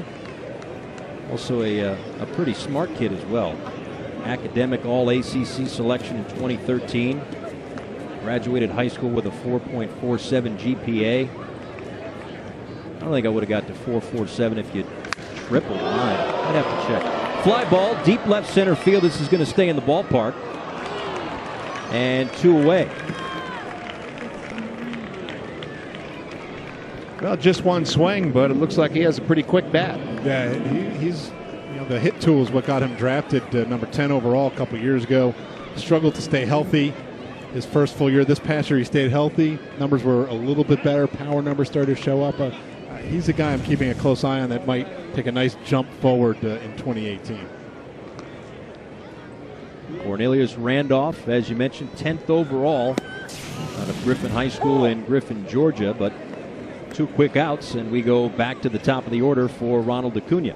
Same high school as Tim Beckham, the former number 1. That's right.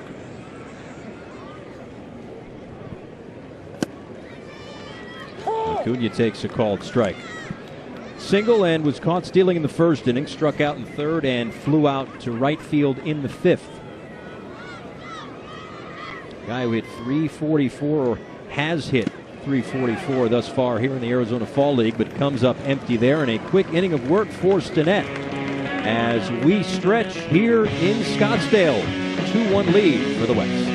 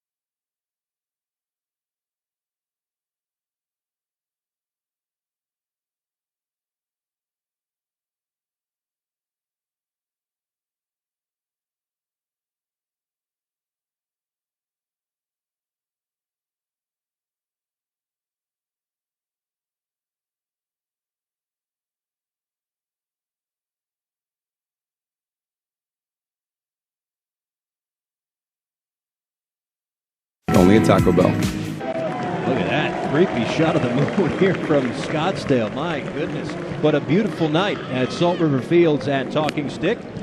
Paul Severino, Joe McGrain, Jonathan Mayo back with you here in the 2017 Fall Stars game presented by Bowman Baseball Cards. A quick inning of work there for Stinnett to keep this at a 2-1 deficit for the East as they will head to the bat rack in the bottom of the 7th inning to face Touki Toussaint. Touki Toussaint, a first-round pick, 16th overall in 2014. Coral Springs Christian Academy in Coral Springs, Florida.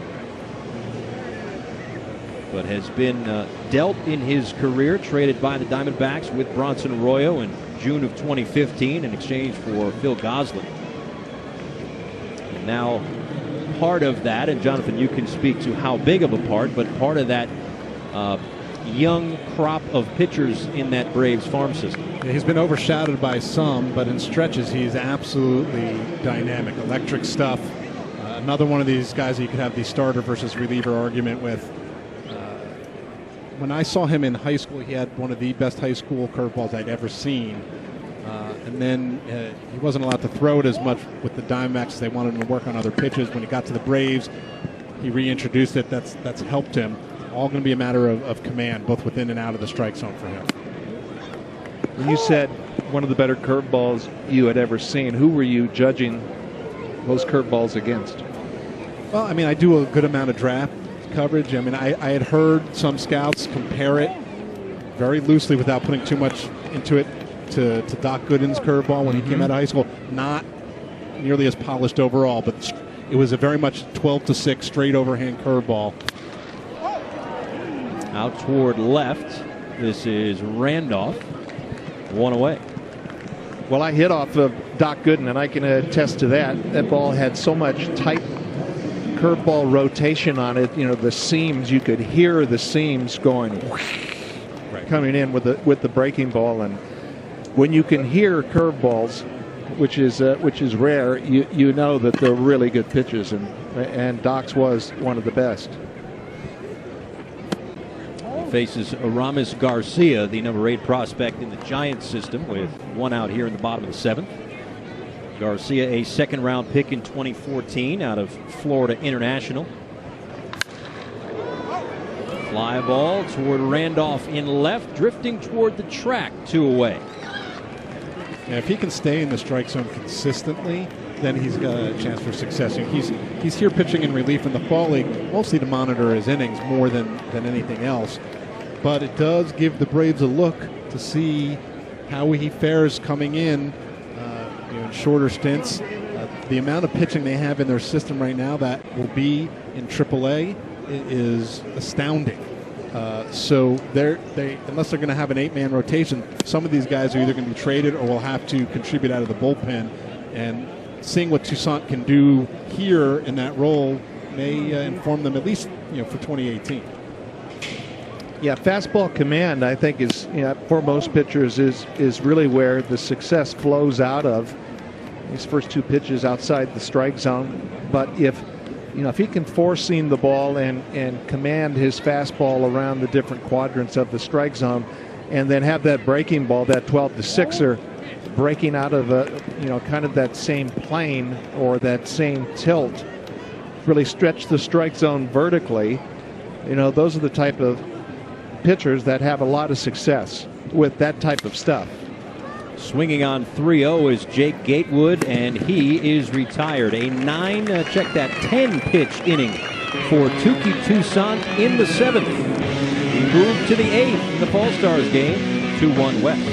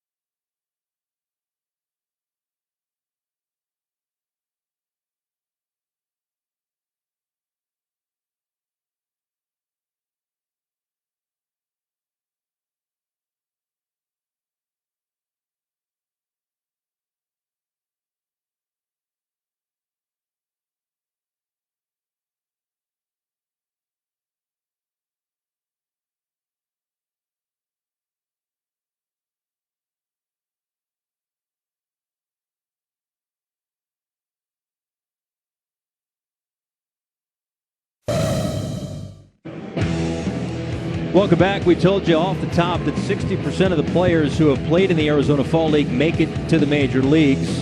261 have become All-Stars, 16 MVPs, 27 Rookies of the Year, and there is a better than good chance that Cody Bellinger and Aaron Judge, who had their 2017s full of fireworks, will add to that list and perhaps make it 29 Rookies of the Year.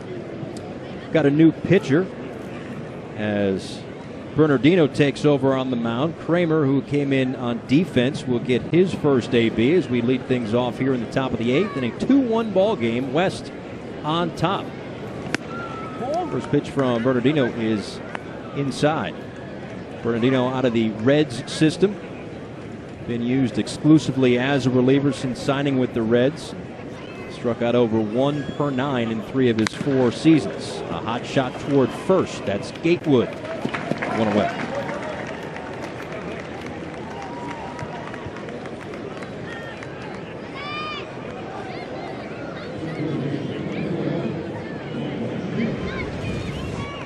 Lefty, pretty firm hit. And take it yourself. Kramer missed about 2 months of the season, so he's still trying to work on getting his timing back. He's playing shortstop here in the Fall League instead of second base. Outside to Chavis. A strikeout in the first, a strikeout in the 5th, and also flew out in the 4th. So an 0 for 3 night thus far for the Red Sox farmhand.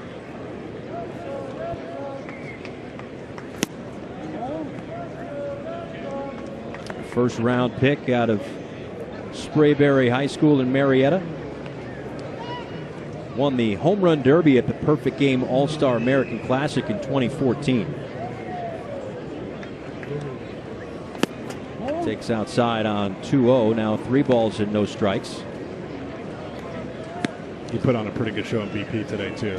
That power is legitimate. It's not just batting practice power. 30-plus homers this year as he reached the upper levels of the minors. It's legit.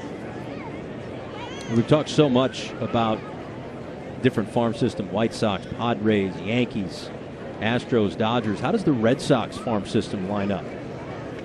It's, for a while it was the pride of baseball. I mean, it was a big reason for their success, but they, between guys getting up to the big leagues as Chavis walks, it then struggled some as guys graduated.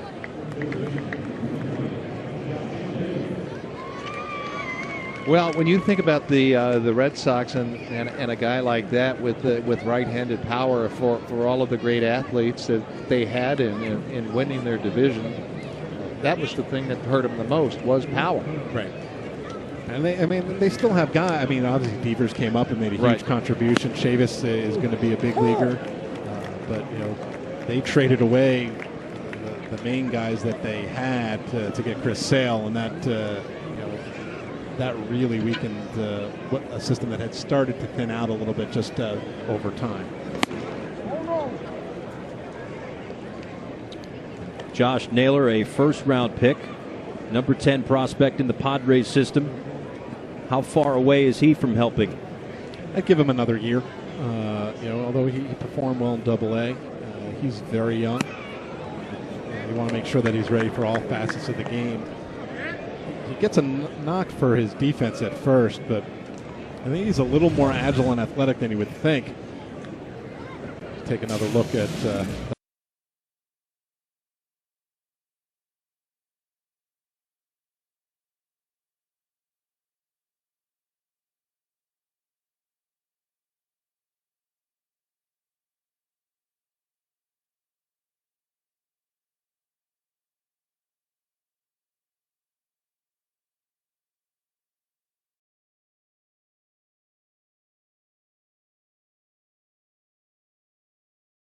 than the curveball. And it's a pitch that's kind of making a comeback. You certainly think of Lance McCullers and his curveball usage, but not every kid can be taught to throw the curveball. It can be a difficult field pitch to really perfect. Did he go? He did. As the home plate umpire J.J. January, also the crew chief on this umpiring crew, didn't even bother to check with the third base ump, says yes, Naylor did go, and it's close. Yeah, that is kind of in that area normally when you're going to get an appeal from the third base umpire, but January was proactive there, calling it himself. And now Austin Riley with 1 on and 2 out. Fouls that one away. Riley got his first plate appearance back in the 6th inning, taking over for Francisco Mejia. Worked a walk in that 6th. A couple of weeks ago, hit for the cycle here in the Arizona Fall League for the Peoria Javelinas. Hitting .326 so far in the AFL. And now 0-2. A lot of the times he's had Acuna hitting right in front of him, and he's been hitting third. Acuna's been hitting leadoff for second. Jonathan Davis from the Blue Jays has been hitting leadoff and getting on base. So he's had guys on for him to do what he does. The breaking ball misses outside. Mentioned the cycle that he hit on the 26th of October. That was the first cycle in the Arizona Fall League since 2008. Believe it or not. Yeah. Well, who knows? There's so much. It's just one of those funky things, I guess. What is that? 2008's almost 10 years. Yeah. And I'm hearing there were 2 that year. Cycles were up in baseball. Huge. Just a surge in those. We have 2-2 now to Riley. Stays alive.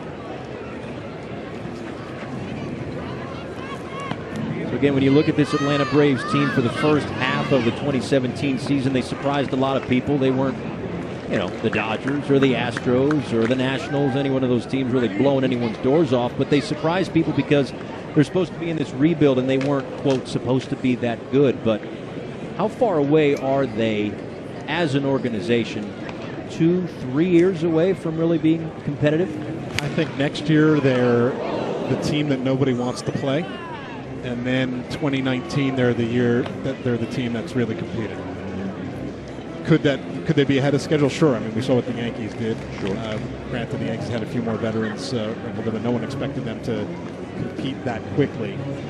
But I think given that a lot of the talent, outside of Acuna, who's in Double-A, especially the arms, I'd give them 1 more year. Oh, yeah. A called strike 3. Uncle Charlie. Second strikeout of the inning for Bernardino. A 2-1 ball game as we go to the last of the 8th in the Fall Stars game.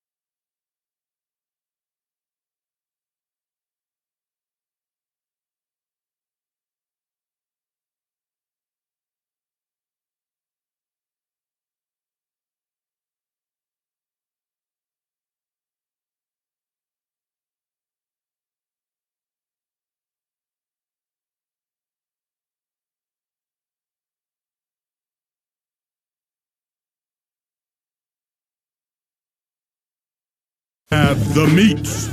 The online shop of Major League Baseball at MLBshop.com for the largest selection of authentic caps, t-shirts, jerseys, hoodies, collectibles, and more. Celebrate your favorite team at MLBshop.com. And I would venture to guess a lot of Astros gear being sold. Just as last year a lot of Cubs gear was sold out, perhaps. Maybe even some Indian stuff back in 2016 as well, as Argenis Angulo will take over here in the 8th and face the aforementioned Cubs. Their farmhand, David Bodie, to lead things off here in the 8th. You know, Paul, I commuted from Tampa flying by way of Houston yesterday, and I don't think there's any Astros gear left. It's all in back order, yeah. And people were, going from place to place through George Bush International Airport, and it looked like everybody was all geared up and actually flying out of there over the city right while the parade was going on. And they said more than 500,000 people showing up down there in downtown Houston for everything that the city has been through. One of the great stories. So many embraceable, charismatic players, and one of the neatest things that we've seen happen in baseball in many years. Yeah, it's hard to say it's been a long time coming, as we just saw in Indians, as we see in Indians farmhand, and we just saw Cubs. But it had been a while, first time in franchise history, of course, as Luis Guillorme is ahead in the count of ball and no strikes. Interesting about Angulo, the way that he comes set is a little unconventional, but the delivery seems to be pretty normal. But everybody's got their own thing. Whatever it is seems to work for Craig Kimbrell, we'll put it that way. Yeah, he's got the chicken wings out there, and just looking like he's just loaded for bear, and that's kind of it's really nothing to do mechanically other than to get you into, I think, a lot of times a certain mindset and authoritative look. Guillorme down the left field line. This will be extra bases. He thinks about it, but will stay put at second as the tying run in scoring position with one out here in the 8th.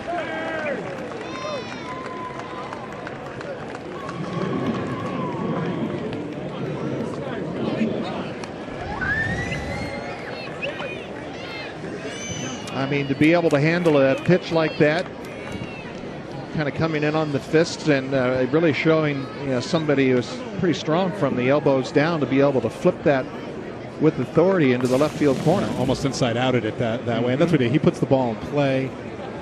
I think he's going to be one of these guys that is a big leaguer for a long time that we underestimate a little bit, winning teams. He's got the goods to play shortstop every day. Obviously, the Mets have Ahmed Rosario, so he's seeing more time at second. Robles pops one up down the left field line into no man's land. That will fall, and around comes Guillorme with a game-tying single. Victor Robles makes it 2-2 here in the 8th.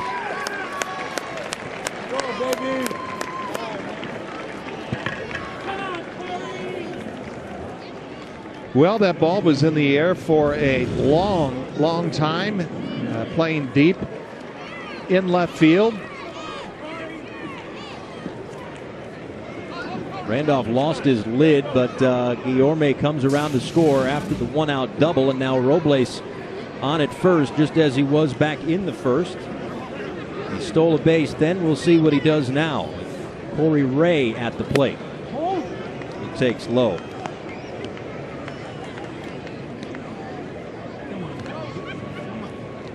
So as Robles ties this game, just looking through the notes, Jonathan, I saw franchise player for Robles, which obviously is high praise no matter what, but with a guy like Bryce Harper there, I would think that for the next couple of years at least. I think that's more of a generic term for how good he can be, not the specific franchise. Doing some real aggressive projection. Yes. Yeah. I think he has the capability to be that kind of impact player.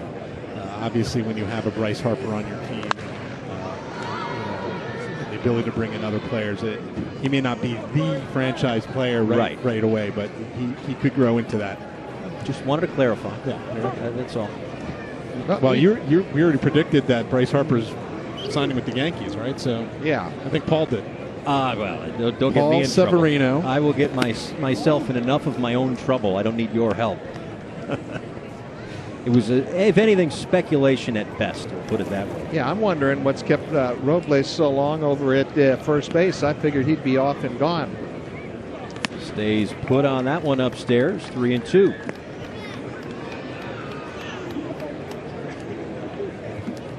Through our conversation with the managers this year and in years past, everyone has the green light, but they have the don't go sign. They will check on him, and that was close over at first, but it looked like he rolled over on his wrist or one of his fingers there. That's the last thing you want to see in a game like this. And on his stolen base attempt, too, back in the first inning, remember he kind of took a second to get up, so looks like it's that right wrist that he'll shake it off and stay in. You know what it was? The ball hit him on the wrist. Okay. Oh. That's painful, but you're right on the wrist. But better than the alternative. Yeah, than broken finger. I'm a little surprised Mike Rizzo hasn't called and said, "Can you please take him out?" That misses to Ray, and now the East squad in business with 2 on and 1 out. The tying run already home, and that will bring out Luis Salazar. That's a really good sign, actually, for Corey Ray, who had a lot of problems with pitch recognition and plate discipline in his first full season.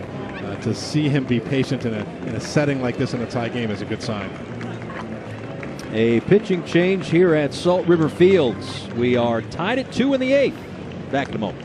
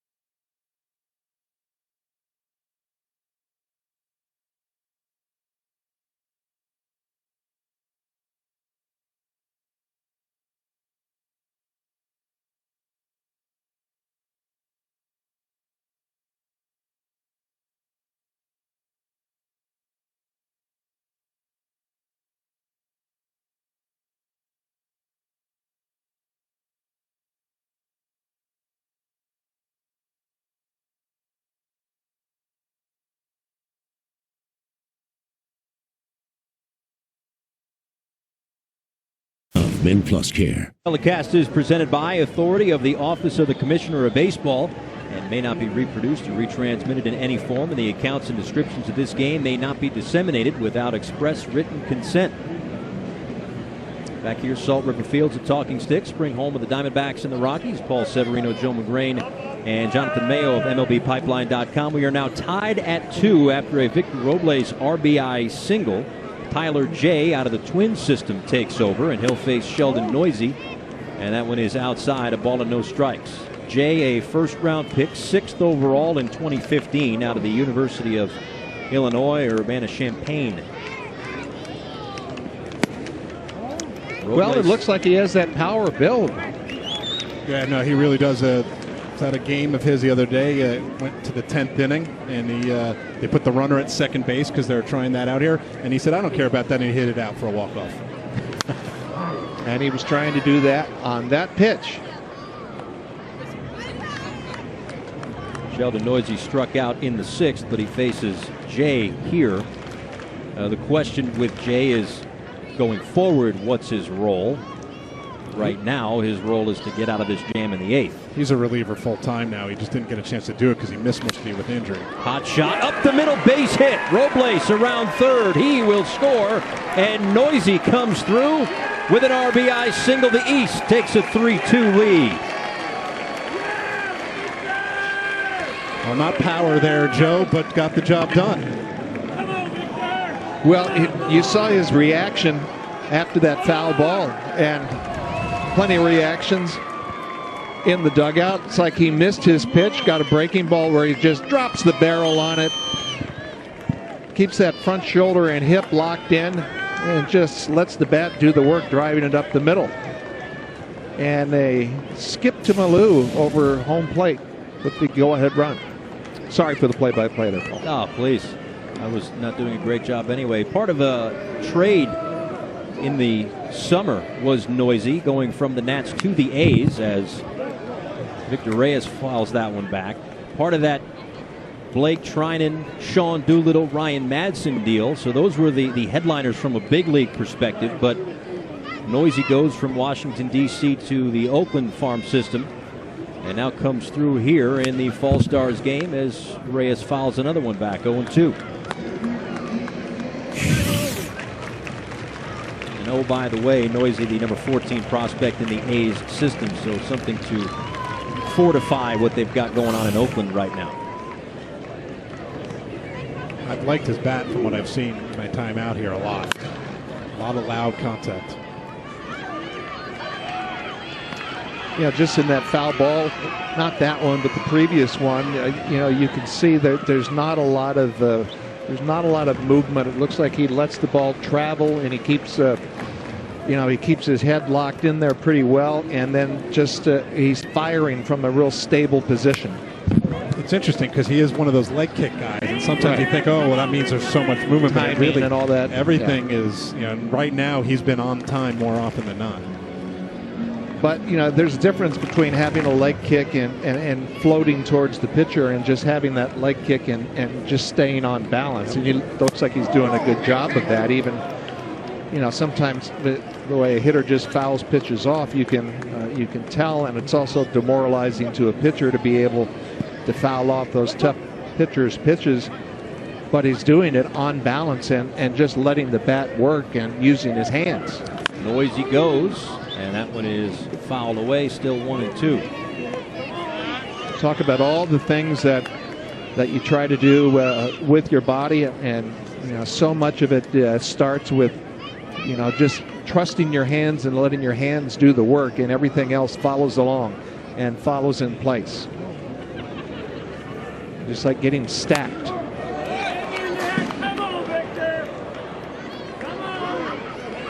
Reyes, a switch hitter.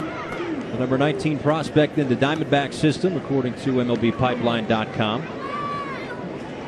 Came over from the Braves for a competitive balance round B pick.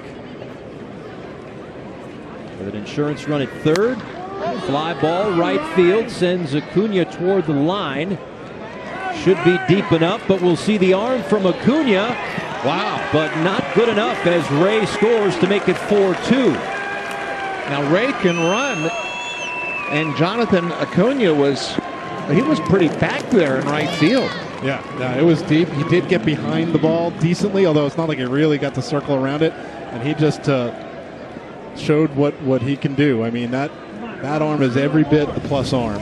Yeah, we've talked about his power and his arm strength, and this almost had the look of Dave Parker or Dave Winfield throwing from right field. That throw had a lot of carry on it. Even though a run scored, you see some of these tools that so many of these scouts talk about, and that was on display there.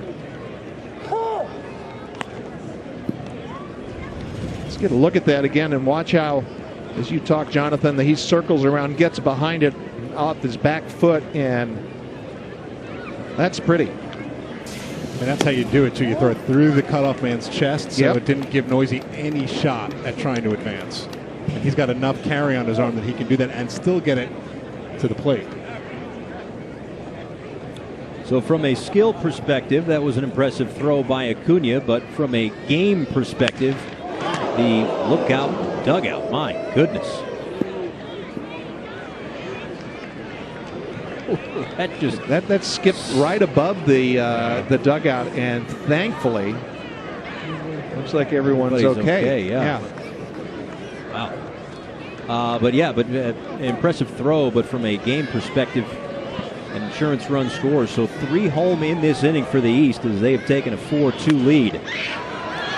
He fights that one off to stay alive, still 2-2. So while Jay has struggled here, and he's struggled for much of the fall league as he's just trying to get back in sync, the positive is that the velo, I've seen him throughout the fall, and he was really about 90, 91, and that's troublesome. He was having trouble just letting it fly from a relief perspective after trying to learn how to start. So he's been up to 94, 95, 96 here. I mean, even if the gun's a little hot, that's a little bit better. Now he's got to try to put it all together. A 3.09 ERA at 3 different stops in the 2017 season. Swing and a miss, strike 3, but the damage done in the inning as 3 runs come across for the East. They are 3 outs away from taking this Fall Stars game 4-2 as we go to the 9th.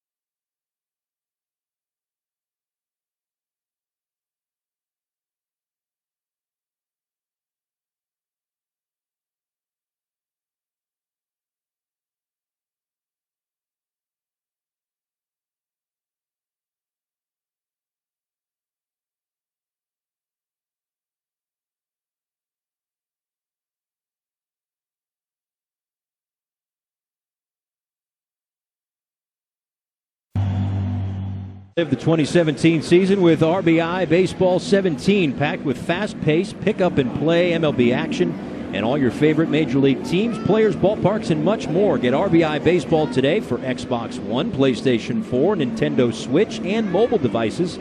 Learn more at rbigame.com. I'm sure that little man, that little Aaron Judge fan, is into it for sure. As we move to the 9th inning, and my, how things have changed after a 3-run bottom of the 8th. It has now given the East a 4-2 lead as we go to the top of the 9th as Tyler Sear takes over to try to finish things off. And that is a called strike. Sear started the year in middle relief, ended the year closing, 18 saves at Double-A Richmond. See, he starts with that split finger grip. Too short. 1 away.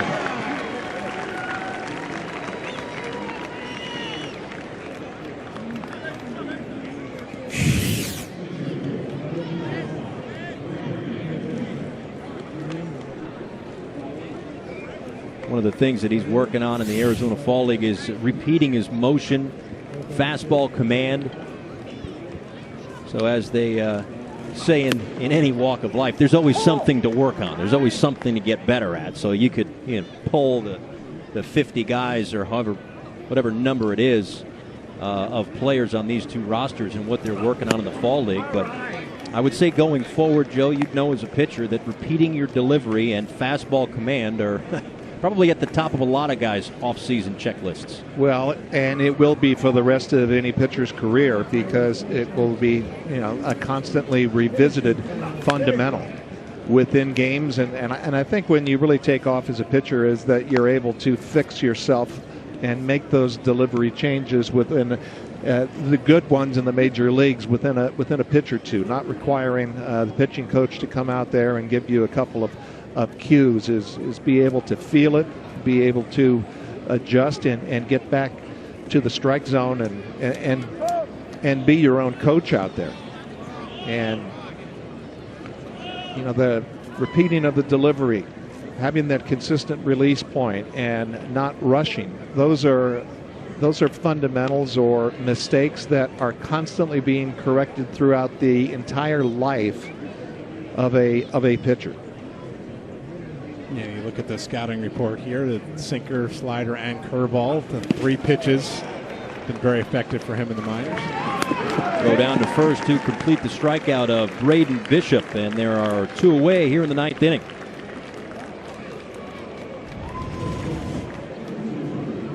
That looked to be the forkball. We mentioned that or split, whatever you'd like to call it, that he starts with that grip before he goes into the glove and then changes it depending on the sign. Although the third base coach, you can see where his glove is kind of open, where if he does make those changes, might be able to whistle or give some cues about what might be coming. Might want to tidy up that glove position. So they're constant little tweaks, and if you're doing something wrong out there on the hill, the hitter will tell you about it really quick.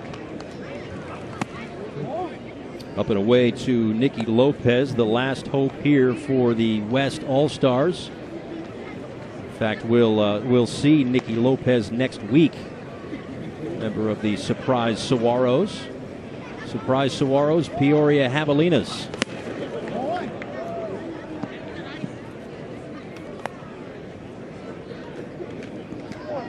That'll be a fun one. Peoria's lineup is absolutely stacked. I mean, we saw Acuna and Riley just from the Braves. Best offensive lineup in the Fall League by far. It hasn't even been close, really. At 1 through 9, they have guys who have really impacted the baseball. A lot of toys in the chest for Luis Salazar, manager of Peoria. 2-2 to Nicky Lopez. 3-2. He did have a little kid in a candy store look, didn't he? Luis Salazar, like, this is awesome.